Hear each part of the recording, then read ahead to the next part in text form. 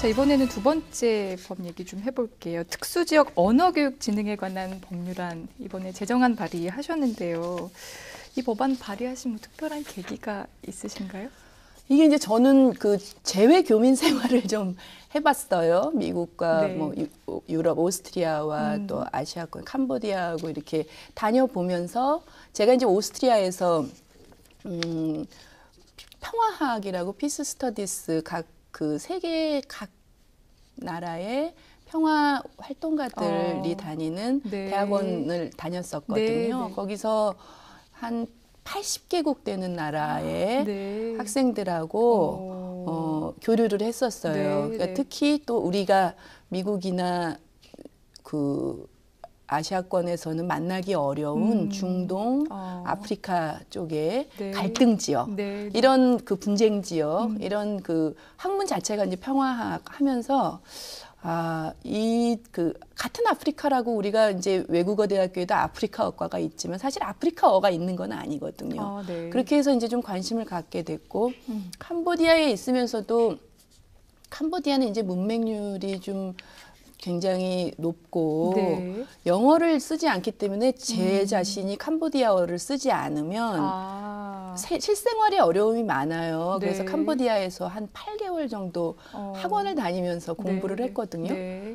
그런데 돌아와서 여기서 캄보디아어를 한국에서 배울 수 있는 기관이 없어요. 그렇죠. 그래서 다 잊어버렸죠. 네. 그다음에 제가 이제 학부 때 마이너 말레이 인도네시아어를 공부를 했었는데요. 2년. 제2외국어로 마이너를 하면 좀 학점을 잘 주신다 그래서 뭐 학점 잘 받은 건 네. 아니지만 일종의 특수 외국어인데 네. 네. 그것도 이후에 재활용을 하거나 뭔가 그런 기회나 기관이 없어서 네. 그 점도 좀 안타깝기도 네. 하고요. 우리나라가 네. 너무 영어 편중적이고 또 네. 유학도 사실은 좀 미국 중심으로 많이 가지 않습니까? 그렇죠. 네. 그래서 그런 저는 좀 실생활에서 절실함들을 좀 많이 느꼈어요. 그런데 이제 저희가 조사를 해보니까 이 외국의 경우는 다 국립대학에서 외국어를 그런 특수 외국어 네. 여러 가지 외국어들을 다 집중적으로 이렇게 육성을 하는데 우리나라만 국립이 아니고 그러니까 외국어를 사립입니다. 가르치는 국립대학 그렇습니다. 그러니까 이제 프랑스 같은 경우가 네, 93개 언어를 가르쳐요. 네. 제일 많은 학교가 그게 국립입니다. 네. 그다음이 이제 러시아 53개 언어를 가르치고 우리나라는 한국외국어대학교에서 45개 언어를 가르치는데 국가의 그 어떤 지원 없이 네. 사립인 거죠. 저는 오래전부터 이제 제가 외국어 대학교 또 출신이기도 한데요. 국립대학교가 돼야 된다. 외국어를 전공을 하려면. 네. 아니면 사립으로 할 것 같으면 뭐 이 법과는 좀 다른 얘기지만 외대도 뭔가 예체능이라든지 뭔가 의대라든지 뭐 이런 걸 네, 네. 유치하지 않으면 네, 네. 외국어만 가지고는 이 대학이 존재하기가 좀 어려운 겁니다. 존재하기 위해서는 국립으로 돼야 된다는 생각을 오래전부터 갖고 있었는데요. 네, 네. 실제로 우리나라가 전 세계에서 세 번째로 많은 45개 언어를 가르치는데 국가의 지원이 없다라는 게 좀 문제라고 생각을 했어요. 네, 그래서 뭐 표에도 보시는 것처럼 이어서 중국, 일본, 미국 다 국립으로 네. 외국어대가 좀 운영이 되고 있어요. 그런데 네, 이제 네. 오늘 뭐 그 각종 이제 FTA 관련해서 우리가 이제 신흥 경제 이 나아가야 되고 중앙아시아도 진출을 하고 네. 아시아, 아프리카권 모두 다 진출을 해야 되거든요. 그런데 그 나라의 언어를 알아야 돼요. 그래서 제가 예전에 이제 배낭여행 다닐 때 인도 가면 그 예를 들어 외국어 대학교에 인도어과가 있는데 인도어라는 자체가 있는 건 아니에요. 인도는 인구가 많기 때문에 네. 우리가 인도어과에서 배우는 언어는 힌디어입니다. 예. 그 힌디어 외에 여러 가지 인도는 또 각 그 지방 그 주마다 네. 혹은 민족도 굉장히 다양하기 네, 때문에요. 인도에서는 정작 공용어로 영어를 쓰고 있거든요. 그래요? 그 정도로 네. 언어가 많아요. 그런데 이제 배낭여행을 다니면서 제가 미조람이라는 자치구를 방문을 한 적이 있어요. 인도인데요. 네. 거기 이제 미조 언어를 쓰는데 유심하게 봤던 게 거기서 그 교회 선교를 위해서 선교사 한국인 부부가 와 있더라고요. 자녀들을 데리고 네, 네. 아들 하나, 딸 하나였는데 네. 이 아이들은 이제 미조 언어로 초등학교, 중학교를 다니고 있었어요. 그게 벌써 뭐 한 10년 가까이 됐으니까 네, 네. 이 아이들이 뭐 거의 이제 좀 많이 자랐을 네, 텐데요. 네. 제가 그때도 그런 얘기를 했어요. 그 아이들에게 미조 언어를 구사하는 유이한 한국인이다. 네. 그래서 미조 언어를 잘 공부를 해서 언젠가 우리가 그 인도와의 뭐 교류 또 이제 인도에서 좀 독립을 원하는 그런 자치구였는데 독립을 하든 인도의 한 구성원이라도 분명히 한국에서 장차 외교와 교류가 이제는 글로벌 국경이 없는 쌍프롱띠에라고 우리가 얘기를 하는데요. 국경이 없는 그런 그 글로벌 지구촌을 만들기 네, 위해서 네. 미조와 교류할 수 있는 너희들이 정말 그 훌륭한 역할을 할 수 있다. 그러니까 언어 우리가 이제 재외 교민들도 외국에 나가면 그 자국의 언어보다 크게 영어 중심으로 가르치려고 하는 그렇죠. 그런 경향이 네, 있어요. 그런데 미조 언어를 열심히 해라 그렇게 당부를 했던 적이 있거든요. 네, 그러니까 이제 분명히 소중한 자산이 될 거고요. 네. 얼마 전에는 이제 그 외국어 대학교의 그리스 불가리아어과의 그 교수로 있는 네. 불가리아어 이 분이 말씀을 하시더라고요. 저희가 국회에서 정책 토론회를 할 때 나오셨는데 네.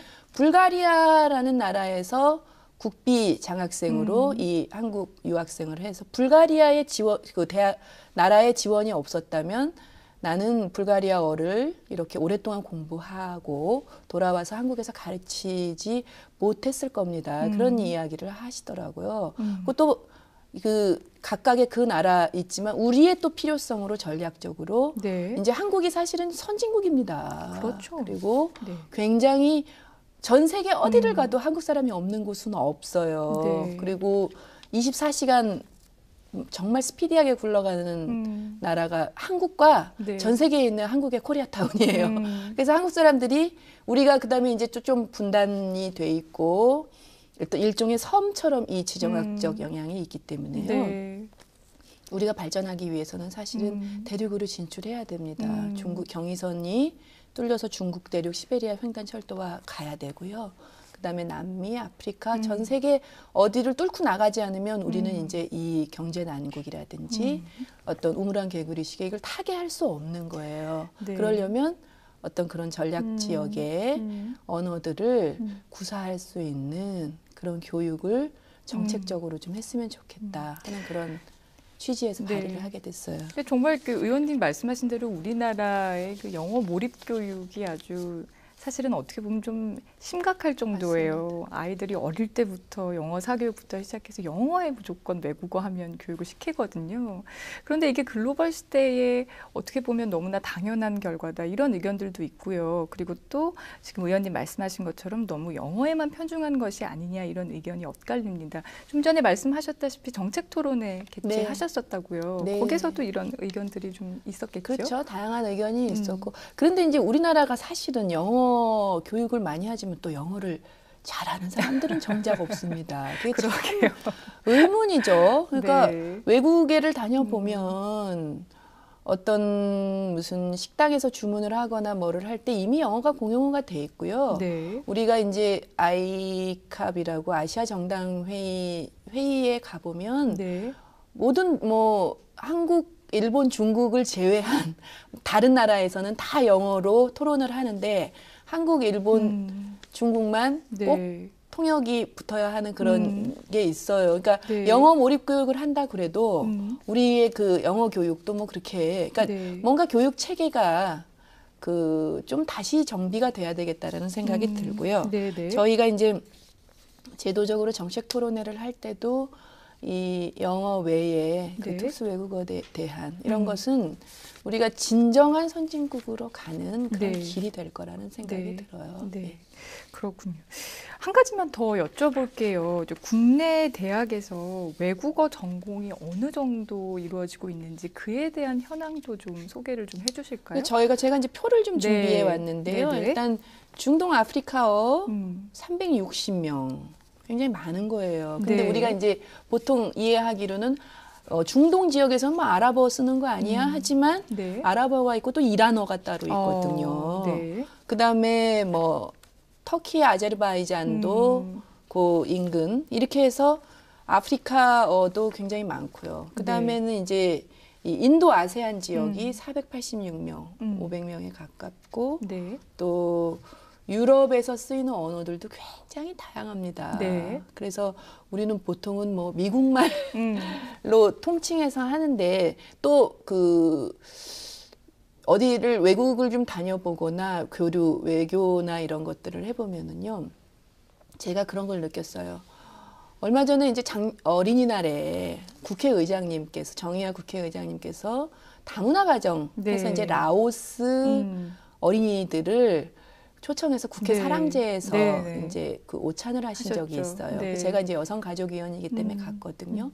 근데 라오스어 통역을 하는 우리 한국인이 없다 보니 라오스 여성이 와서 통역을 하시는데 그래도 국회의장님 네. 통역인데 네, 네. 이 라오스 여성의 통역이 한국어가 조금 부족하시더라고요. 그렇겠죠, 그래서 아무래도. 대략 감안해서 들어야 되는 네, 네. 이런 문제가 있었는데 저는 그런 생각이 들더라고요. 그러니까 라오스도 가까운 나라입니다. 비엔티안과 루앙프라방에 직항이 네, 네. 다녀요. 네. 그러면 적어도. 그다음에 우리나라에 라오스 여성이 많이 그 다문화 가정을 꾸리고 있고 그렇죠. 이주 노동자 문제가 이제는 어떤 소수의 그런 문제가 아니라 맞습니다. 너무나 많은 그런 문제가 됐어요. 그다음에 또 특히나 아랍어권에서는 할랄이라고 해서 어떤 그 돼지고기 안 먹고 기타 다른 음식들도 이렇게 할랄만 먹는데 그런 것들에 대한 배려가 너무 없는 거죠. 우리나라가. 네. 외국 같은 경우는 그렇지 않거든요. 네, 그래서 네, 저는 그때도 야 이게 국회의장님이 공식적으로 하시는 그 네. 오찬인데도 네, 네. 행사인데도 이렇게 통역이 없으면 안 되겠다. 그래서 그때 결심을 하게 된 거죠. 정말 의원님 이번에 발의하신 법안이 단순히 언어뿐만이 아니라 그 다양한 외국의 문화들을 흡수한다라는 네. 점에서도 굉장히 의미가 있지 않나 하는 생각이 듭니다. 그러니까 경제 발전 어떤 뭐 국민 총생산 관련해서만 뭐 높아서 선진국이지 사실은 우리의 의식 수준이나 사고 네. 체계, 문화 네, 네. 체계 이것이 좀 더 선진국으로 열려져야 되는데 사실은 네, 우리가 네. 오랫동안 유교의 전통이라든지 그렇게 열린 사회는 아닙니다. 그래서 좀 더 그 다양한 네. 문화, 그다음에 네. 우리 사회가 좀 더 각박해졌다고 하잖아요. 그것도 어떻게 보면 인문학의 네. 부족이에요. 네. 인문학의 재성찰 끊임없이 그다음에 외국의 문명이나 이런 것들을 받아들임에 있어서도 네, 네, 네. 우리는 너무 이 일종의 섬나라 이런 것들을 좀 벗어났으면 좋겠다. 네, 저는 네. 좀 그런 생각을 해요. 자, 그러면 의원님께서 지금까지 얘기해 주신 것들을 토대로 해서 특수지역 언어교육 진행에 관한 법률안 내용 마지막으로 좀 정리 좀 부탁드릴게요. 네. 이제 뭐 당당한 구성원이 돼야 되는 네. 거죠. 한국에서. 그러면 외국의 어떤 다른 또 영어 의존에서 좀 벗어나서 네. 다양한 민족의 언어와 다양한 지역으로 우리가 나가서 당당하게 구성원을 할 수 있다면 네. 우리의 목소리를 높이는 거죠. 저는 그게 그 국가의 미래를 위한 투자예요. 그래서 한국이 정말 그야말로 선진 문화 인류학적으로 네. 선진 문화 국가가 되는데 이 법이 좀 도움이 됐으면 하는 그런 바람을 갖고 있어요.